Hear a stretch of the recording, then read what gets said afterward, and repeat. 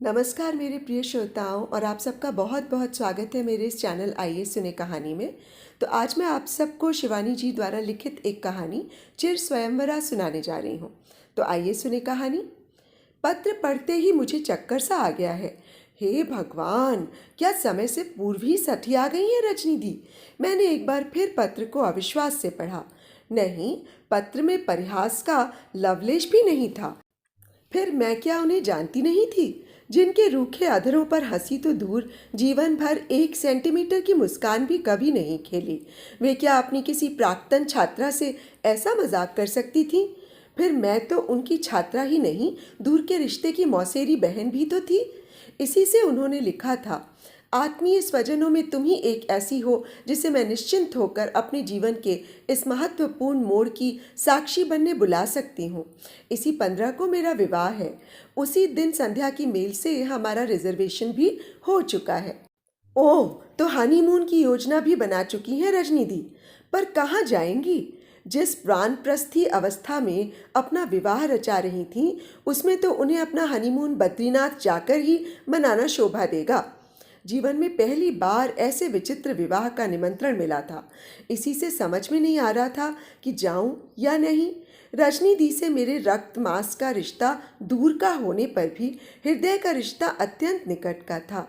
उनकी सौम्यता, शांत स्वभाव, समय से कुछ पूर्व ही पक गए सफ़ेद बालों की गरिमा, रुचि से पहनी गई साड़ी और उनका पांडित्य मुझे बचपन से ही प्रभावित करता आया था। मेरे कैशौर्य और यौवनावस्था की शायद ही कोई ऐसी समस्या रही होगी जिसका उन्होंने अपनी स्निग्ध सुलझी हंसी मात्र से ही समाधान न कर दिया हो। किंतु आज वही अनुकरणीय व्यक्तित्व स्वयं मेरे सम्मुख एक ऐसी दुरूह पहेली बनकर खड़ा था। ऐसा तुमने क्यों किया रजनी दी? लोग क्या कहेंगे? दूर दूर तक वट वृक्ष की जड़ों सी फैली तुम्हारी छात्र मंडली, जिसकी दृष्टि में तुम्हारा अक्षत कौमार्य ही तुम्हारे सफ़ेद बालों पर धरा जगमगाता बहुमूल्य राजमुकुट था। क्या कहेगी ये सुनकर? न जाने कितने ही अनकहे उपालंभों की तरंगे मेरे अशांत चित्त की कगार पर टकरा टकरा कर मुझे विचलित कर उठीं। रजनी दी ने मुझे निमंत्रण ही नहीं भेजा, श्रृंगार प्रसाधन की सामग्री की एक पूरी लिस्ट भी नत्थी कर दी थी। ये सब सामान तुम्हें अमीनाबाद में मिल जाएगा। बड़ी लाटूश रोड वाली सड़क पर जरीदार जयपुरी नागरा की एक छोटी सी दुकान है। बेहद प्यारी कामदार जूतियाँ उसके शोकेस में सजी रहती हैं। उन्हीं में से छाट कर एक जोड़ी लेती आना। मैंने लिस्ट देखी। जवा आलता की शीशी, मांग में भरने का कलकतिया इंगुर, काली सुनहरी कामदार सुहाग की चूड़ियाँ, लाल नागरा और अबीरी रंग की बनारसी क्रेप सिल्क की साड़ी। मेरे हाथ की लिस्ट सहसा मेरे कल्पना लोक में फड़फड़ा कर पतंग सी उड़ती दर्पण के सम्मुख बैठी दी रजनी दी को सजाने लगी। सफ़ेद बालों के ऊंचे जूड़े पर प्रयत्न से टिकाया गया अबीरी बनारसी आंचल, गठिया से टेढ़ी पड़ गई अंगुलियों पर जवालता की नाखूनी धारी, लाल नागरा और सन से सफ़ेद बालों के बीच मांग पर बिखरी कलकतिया इंगुर की गाढ़ी रेखा, बर्फ से ढकी त्रिशूल की चोटी पर जैसे लाल लाल बुरुंश बिखरे हों। व्यंग से स्वयं ही मेरे ओंठ टेढ़े हो गए। जब मेरा विवाह हुआ तब ही 28 वर्ष की रजनी दी 40 की लगने लगी थी। प्राध्यापिका के शुष्क जीवन ने उन्हीं दिनों कपोलों की लालिमा को झाड़ू लेकर बुहारना आरंभ कर दिया था। पर फिर भी सुर्ख गालों की ललचौही आभा सामान्य ही मलिन हो पाई थी। एकदम शॉर्ट सिल्क की सी चिकनी त्वचा थी उनकी। इसी से लगता था कि गहरे लाल टूली रेशम को किसी फूहड़ गृहिणी ने ढो पटक कर फीका बना दिया है। किंतु इधर जब उन्हें देखा तो मन खिन्न सा हो गया। अब तो वो शॉर्ट सिल्क फीका ही नहीं पड़ा, बहुत दिनों से उपेक्षित किसी पुराने बक्से में पड़े रेशम की सी ही सिलवटें भी पड़ गई थीं उसमें।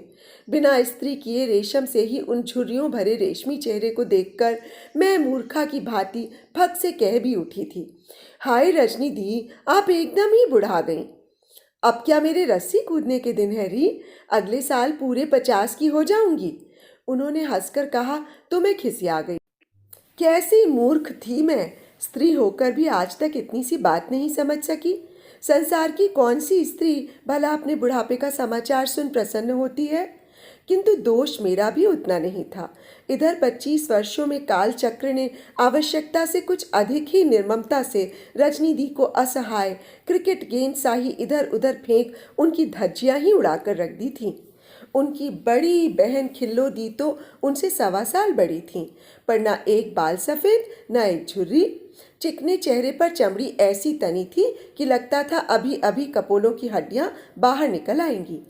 3 बहुओं का वरण कर चुकी थीं, पर अभी भी चूनर ओढ़कर डोली में बैठ जाएं तो चौथ की दुल्हन लगे। काठी अखरोट पड़ाक पड़ाक दांतों में ऐसे पड़काती थीं जैसे मूंगफली हो। वहीं पर हमारी रजनी दी पिछली बार आई तो भुट्टा खाने को तरस गईं। दांत ऐसे हो गए थे कि तेज हवा का झोंका भी उन्हें इधर उधर हिलाने लगा था। जब पिछली बार वे लखनऊ आई तो मैंने ही जिद कर अपने दांत विशेषज्ञ से उन्हें नया डेंचर बनवा दिया था। उसे लगाते ही रजनी दी का चेहरा एकदम ही बदल गया था। जिस स्निग्ध हंसी की शीतल छाया में मैं कभी अपने कार्यरत जीवन से ऊबकर पल भर सुस्ताया करती थी, वो ना जाने कहाँ विलीन हो गई। यही नहीं, उनका उच्चारण, चेहरे की गढ़न और कंठ स्वर भी न जाने कैसा नकली नकली सा लगने लगा था। मुझे तो आज भी यही लगता है कि यदि उस दिन मैंने उन्हें वो नकली बत्ती सी न दिलवाई होती तो शायद आज उनका इतना बड़ा सर्वनाश भी नहीं होता।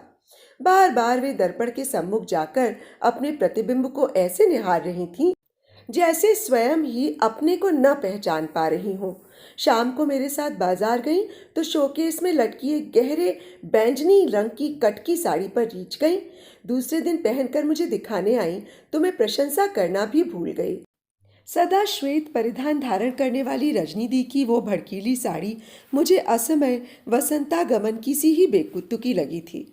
फिर भुवाली जाते ही उनकी चिट्ठी आई कि मैं उन्हें 2 तोले के वैसे ही जड़ाऊ कामदार झुमके बनवाकर शीघ्र भेज दूं जैसे मैंने अपनी लड़की को विवाह में दिए थे। अपनी किसी छात्रा के विवाह में उन्हें देने थे। झुमके बनवाकर मैं भेज भी नहीं पाई थी कि भारी पोचमपल्ली साड़ियों का ऑर्डर आ गया, एक नारंगी एक मैजेंटा। फिर तो उन्होंने दूल्हे को छोड़ सब कुछ ही मुझसे मंगवा लिया था। स्नेक स्किन का पर्स, मैचिंग चप्पल, फाइबर से 1 से 2 जुड़वा सूटकेस, मर्दाना नाइट सूट, रेडीमेड कमीज़ें, लेस लगी नाइटी और हर ऑर्डर के साथ एक खिसियाई पंक्ति की कैफियत अवश्य रहती। मेरी फला छात्रा का विवाह है, फला कलीग की पुत्री विदेश जा रही है, आदि आदि। तब मैं क्या जानती थी कि रजनी दी की सौभाग्यशाली छात्रा स्वयं रजनी दी है। फिर जब एक दिन उन्होंने बड़े ही दुस्साहस से एक साथ आधे दर्जन चिकन के मर्दाने कुर्तों का ऑर्डर दे डाला, तब मेरा माथा ठनका। उनकी कौन सी छात्रा भला 48 इंची चिकन के मर्दाने कुर्ते पहनकर विदेश जा सकती थी। तभी उनके पत्र ने उस रहस्य कुहेलिका को स्वयं सोख लिया था। डॉक्टर प्रद्युम्न मेहता को तुम नहीं जानती। गत वर्ष अचानक ही अपने अस्वस्थ फेफड़ों की हवा बदलने के लिए भुवाली चले आए थे। मेरे ही बंगले के पास ब्रूका जेट में रहने लगे थे। परिचय तो हमारा एक ही वर्ष का है, किंतु हमें लगता है कि हमारा ये परिचय इस जन्म का नहीं, जन्म जन्मांतर का पुराना परिचय है। हमारी यही मैत्री 15 को सुखद साहचर्य में परिणत होगी। तुम्हारी उपस्थिति अनिवार्य है। ये मेरा निमंत्रण नहीं, आदेश है। तुम्हारी रजनी दी। मुझे लगा कि वर्षों पूर्व का अतीत मुझे फिर अपनी कक्षा में खींच ले गया है, जहां ब्लैक बोर्ड के सम्मुख प्रस्तर मूर्ति सी खड़ी रजनी दी अपने प्रश्न का उत्तर न पा कठिन मुखमुद्रा बनाकर गरज रही हैं। क्लास से बाहर चली जाओ मूर्ख लड़की, ये मेरा आदेश है। उनके आदेश को भला उनकी कौन छात्रा टाल सकती थी। जल्दी जल्दी भागकर मैंने उनकी लिस्ट की सामग्री जुटाई, छोटे सूटकेस में एक आध जोड़ी कपड़े धरे और पहाड़ की गाड़ी में बैठ गई। काठ गोदाम में गाड़ी रुकी तो मैंने छोटे से प्लेटफॉर्म पर दृष्टि कई बार इधर उधर दौड़ाई। निश्चित ही रजनी दी अपनी पुरानी ऑस्टिन में मुझे लेने आई होंगी, किंतु कहीं भी कोई नहीं दिखा तो मैं रोडवेज की बस में बैठ गई। बेचारी रजनी दी शायद अपने असमय के रोमांस में आकंठ डूबी पड़ी होंगी, इसी से मुझे लेने नहीं आई। प्रौढ़ावस्था का प्रेम भी तो किसी वेगवती नदी के टूटे बांध की भांति उसकी धारा को और घातक बना देता है। मैंने बस में बैठते ही पर्स खोलकर लिस्ट एक बार फिर देखी, कहीं कुछ भूल तो नहीं गई थी। कुछ लाना मत भूलना, रजनी दी ने लिखा था। तुम तो जानती हो इस भुवाली में सिवाय बांस और कफन के मिलता ही क्या है। ठीक ही लिखा था उन्होंने। बचपन में सुना था कि तू भुवाली जा, पहाड़ की सबसे भयानक गाली है। तब भुवाली नैनीताल और उसके आसपास के ग्रामों का एकमात्र शमशान था। फिर कुछ वर्ष पूर्व वहां का सैनिटोरियम ही क्या किसी महाशमशान से कुछ कम भयावह था। धीरे धीरे चढ़ाई पर हाफती मेरी बस भुवाली की गीली सड़कें पार कर रजनीदी के बंगले से कुछ दूर आकर खड़ी हो गई। एक छोकरे से पहाड़ी दोयाल को सूटकेस थमाकर मैं चलने लगी। बंगले में पहुंची तो कहीं भी कोई नहीं दिखा। सूटकेस बरामदे में रखवा पैसे देकर मैंने कुली को विदा किया और उस अस्वाभाविक स्तब्धता से सहम कर इधर उधर देखने लगी। रजनीदी कभी नौकर नहीं रखती थी, ये मैं जानती थी। वे स्वयं स्वभाव से इतनी सुघड़ थी कि कोई भी नौकर या नौकरानी उनके परिमार्जित रुचि के चौखटे में ठीक नहीं बैठ सकता था। उनका बंगला हमेशा झकझक उजला चमकता रहता। चाय बनाकर लाती तो एकदम साहबी कायदे से ट्रे लगाती। स्वच्छ प्याले, चमकती चम्मचें, वॉनेट बंधी गुड़िया सी टिकोजी और ट्रेटिंग का लेस लगा ट्रे क्लॉथ। बहुत वर्षों तक ग्रोवर साहब की विधवा मेम के साथ बंगला लेकर रजनीदी रही थी। इसी से उनके एक एक साहबी संस्कार भी उन्होंने बड़ी स्वाभाविकता से घुटक लिए थे। केक बनाती तो ऐसा हल्का जैसे कपास का फूल। उनकी रसोई की स्वच्छता में वैसी ही अस्वाभाविकता का पुट अवश्य रहता जैसा अधिकांश कुंवारी प्रौढ़ाओं की रसोई में रहता है। फिर भी पाक कला में वे किसी अनुभवी पटु गृहिणी को चारों खाने चित्त कर सकती थी। एक दो बार नौकर रखकर वे देख चुकी थी। उसी झाड़न से नाक पोंछते हैं और उसी से थाली। मुझसे तो भाई जानबूझकर मक्खी नहीं निकली जाती, वे कहती थी। बरामदा आज भी किसी राजभवन की बरसाती ही सा दप दप उजला पड़ा था। इसी काठ के बरामदे में अपनी पुरानी खंजर सी मशीन पर रजनीदी ने मेरे न जाने कितने फ्रॉक सिले हैं और कितनी स्कर्ट। फिर इसी बरामदे में उन्होंने मुझे पहली बार साड़ी बांधना सिखाया था और इसी प्राचीन गमले की टाइगर लिली तोड़कर अपनी चोटी में लगाने पर उनकी दुबली हथेली का करारा चांटा खाया है। पूरे 30 वर्षों बाद आज मैं उसी बरामदे में उनकी सोहाग पिटारी लिए खड़ी थी। भीतर एकदम घुस जाना क्या उचित होगा। हो सकता है उनका भावी सहचर भी भीतर बैठा हो। रजनीदी, भीतर आ जाऊं? मैंने डर डर कर पूछा। कौन? भीतर से उनका क्षीण कंठ स्वर दूर किसी मसान घाट से गूंजता बड़ी मनहूसी से पूरे बरामदे में प्रतिध्वनित हो उठा। मैं हूं रजनीदी, आ जाऊं? मैंने एक कदम उठाकर देहरी पर धर दिया। अरे हाँ हाँ, आ जाओ, पर क्या तुम्हें मेरा तार नहीं मिला? आराम कुर्सी में मुर्दे सी पसरी रजनीदी को देखकर मैं उनके प्रश्न का उत्तर भी नहीं दे पाई। वे क्या रजनीदी ही थी? रंगे काले केश किंतु पिचके कपोल, नीचे लेट रहा आंचल और धंसी आंखें। चतुरा रजनीदी शायद मेरे हृदय के भाव भाप गई थी। बैठो। उन्होंने हाथ बढ़ाकर कुर्सी खींची तो मुझे लगा कि बाह किसी जीवत मानवी की नहीं, निष्प्राण शव से लटकी बाह है। तब तक मैंने अपने को संभाल लिया था। सूटकेस नीचे रख मैंने हंसकर कुर्सी उनके और निकट खिसका ली। मैं आपका सब सामान ले आई हूँ रजनीदी, पर ये तो बताइए हमारे जीजा साहब हैं कौन? मैंने बड़े ही स्वाभाविक स्वर में सामान्य रसिकता लाने की चेष्टा की। कोई नहीं। मेरे सम्मुख बैठी 50 वर्ष की रजनीदी जैसे मुख में तुलसी दल लिए मृत्युशैया पर दम तोड़ रही 80 वर्ष की जरा शीर्ण वृद्धा दादी बन गई थी। कुछ ही पलों में असंख्य झुर्रियों ने उनके करुण चेहरे को और भी दयनीय बना दिया था। कोई नहीं, मैं बौखला गई, पर चाहने पर भी अपने स्वर की तिक्तता को नहीं छिपा पाई। मैं अपनी गृहस्थी की 20 उलझने छोड़ गिरती पड़ती भागी आई और आप इतना बड़ा मजाक कर गई। मैंने न मजाक तब किया था बहन, न अब कर रही हूँ। हंसने की चेष्टा में उनके होठ कांप कर रह गए। विवाह तब था, पर अब नहीं है। मतलब? मेरा क्रोध अब सचमुच ही मेरे व्यवहार को अभद्र बना रहा था।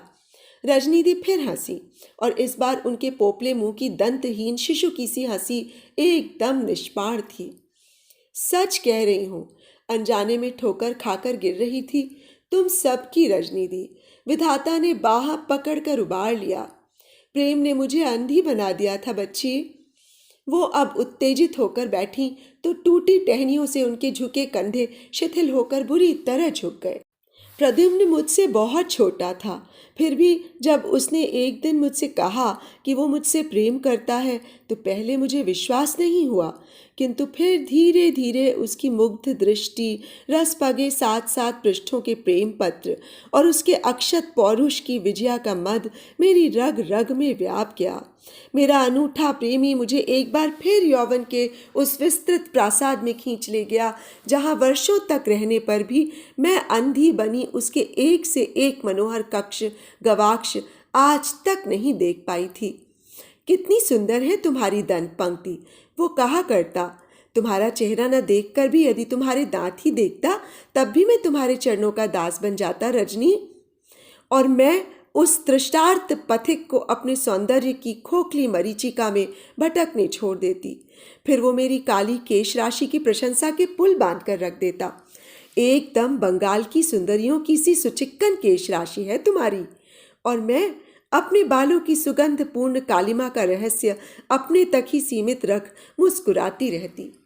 उफ, हम स्त्रियां कभी कभी स्थान काल की महिमा भुलाकर अपने ही हाथों से अपना कितना बड़ा सर्वनाश कर लेती हैं। मैं उसे ही नहीं, स्वयं अपने को भी छलने लगी। तुम तो जानती हो मैं कभी झूठ नहीं बोलती थी। अपनी छात्राओं को मैंने अपनी इसी सत्य भाषण के अनुशासन चाबुक से चाधा था। वही चाबुक अब मेरे नवीन प्रेम ने मुझसे छीनकर दूर पटक दिया था। और फिर एक दिन हमने निश्चय किया कि हम दोनों एक दूसरे के बिना नहीं रह सकते। विवाह की तिथि निश्चय कर मैंने तुम्हें ही सबसे पहले पत्र लिखा था। लिखती भी तो और किससे? खिल्लो को लिखती तो शायद वो हवाई जहाज से यहाँ आकर हम दोनों को गोली से उड़ा देती। सहसा रजनी दी का स्वर चुप्पी में डूब गया, जैसे कठिन मधुमेह का कोई रोगी फिर कोमा में डूब गया हो। फिर मैं अधैर्य से उन्हें अपने प्रश्न की सुइयां चुभोती फिर चैतन्यावस्था में खींचने लगी। उस दिन इतवार था। रजनी दी ने अपनी दोनों पतली बाहें गोद में धर लीं। हमने भीमताल की झील में बोटिंग का प्रोग्राम बनाया। दिन भर तो वहाँ आजकल टूरिस्ट टूटे रहते हैं। संध्या 5 बजे तुम्हें लेने अपनी कार से मैं आऊँगा, वो कह गया था। मैंने दिन भर लगकर केक बनाया, मफिन बनाए। उसे भी तुम्हारी तरह मेरे हाथ के बने मफिन बेहद पसंद थे। उन्होंने ऐसे स्वर में कहा जैसे कोई शोक संतप्त जननी अभी अभी गुजरे अपने इकलौते बेटे की पसंद का उल्लेख कर रही हो। पिछली बार तुझसे जो गुलाबी अड़ियार मंगाई थी ना, वो पहनी, बड़ा सा जूड़ा बनाकर गुलाब लगाया। रजनी दी अपने अभिसार की, श्रृंगार साधना की विशद व्याख्या करने लगी तो मैं लज्जा से गड़ गई, किंतु उनके सौम्य संतनी के से चेहरे पर एक शिकन भी नहीं उभरी, जैसे कोई धर्मपरायणा विदेशिनी मृत्यु से पूर्व किसी पाद्रिक के सम्मुख निष्कपट आत्मनिवेदन कर रही हो। बिंदी लगाने लगी तो सहसा मेरी श्वास मेरी हथेली से टकराकर मुझे किसी दंत मंजन के विज्ञापन की सी चेतावनी दे उठी। उफ, कितनी मूर्ख थी मैं। आज अपने जीवन की सबसे महत्वपूर्ण संध्या की आगमनी में भी मैं अपने प्रति कितनी उदासीन रह गई थी। एक बार भी डेंचर साफ नहीं किया था मैंने। 5 बजने में अभी पूरा पौन घंटा था। चटपट डेंचर उतारकर साफ करने लगी, तभी प्रद्युम्न की कार का हॉर्न बजा। मेरा अधीर प्रेमी पौन घंटा पूर्व ही आ गया था। हड़बड़ाकर मैं अधधुला डेंचर ही पोंछकर लगाने लगी थी कि वो हाथ से फिसलकर चकनाचूर हो गया। वही चूर नहीं हुआ बहन, मेरा सौभाग्य भी उसके साथ चकनाचूर हो गया। इससे पूर्व कि मैं कुछ सोचती, मेरा मुस्कुराता सुदर्शन मंगेतर मेरे सम्मुख खड़ा था। तैयार हो ना? गुड, चलो जल्दी से निकल पड़े। बदली गिर रही है, कहीं झड़ी ना लग जाए।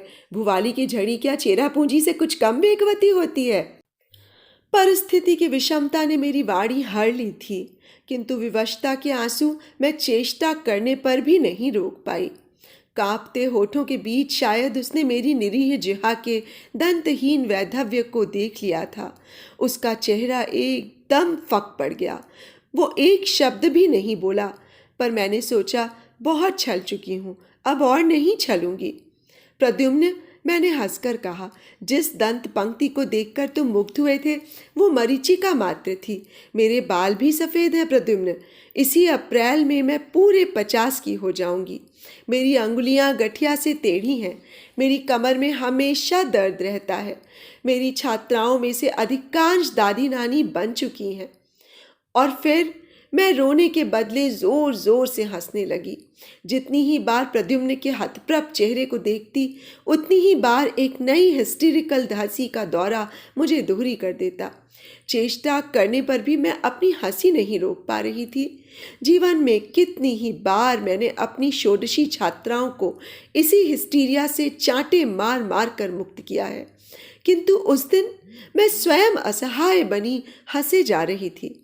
आंखों से आंसू बहने लगे, पेट में बल पड़ गए, और जब मैं उस पागलपन के दौरे से अधमरी होकर चैतन्य हुई तो देखा मैं कमरे में अकेली हूँ। वो जा चुका था। अपने विचित्र रोमांच की करुण कहानी सुना रजनी दी एकदम निढाल होकर फिर आराम कुर्सी में पसर गईं।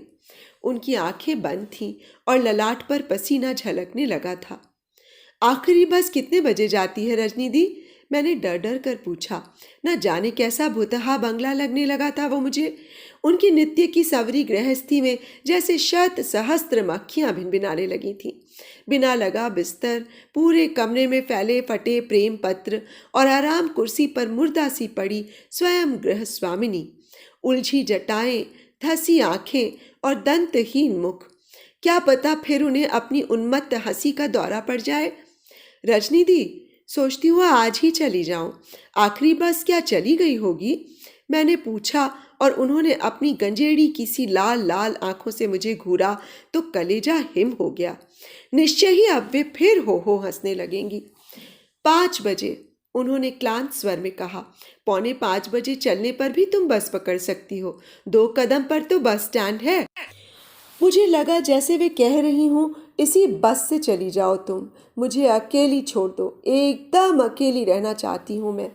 फिर उन्होंने बिना किसी संकोच के अपना पर्स खोला, एक शीशी निकालकर 2 गोलियां खाईं और गुड़ी मुड़ी बने बिस्तर में अलसाई बिल्ली सी घुटने मोड़कर लेट गईं। नींद की गोली खाए बिना इधर मुझे नींद ही नहीं आती। जा रही हो क्या? उनका अटपटा प्रश्न उनकी अस्वाभाविक नींद में डूबने लगा था। मैं हाथ का सूटकेस लटकाए चली तो वे गहरी नींद में डूब चुकी थीं। फिर मैं उस निद्रा मग्ना चिर स्वयंवरा की सुहाग पिटारी साथ लिए चुपचाप बाहर निकल आई। तो अभी आप सुन रहे थे शिवानी जी द्वारा लिखित ये कहानी चिर स्वयंवरा। दोस्तों, यदि आपने मेरा ये चैनल अभी तक सब्सक्राइब नहीं किया है और यदि आपको मेरा वाचन पसंद आता है तो प्लीज़ इसे सब्सक्राइब कर लें और मेरी कहानियों को लाइक और शेयर, और हाँ, बेल आइकन भी ज़रूर दबा लीजिएगा जिससे मेरी आगे आने वाली कहानियों की नोटिफिकेशंस आपको मिलती रहे। आपने अपना बहुमूल्य समय इस कहानी को सुनने में लगाया, उसके लिए आपका बहुत बहुत धन्यवाद।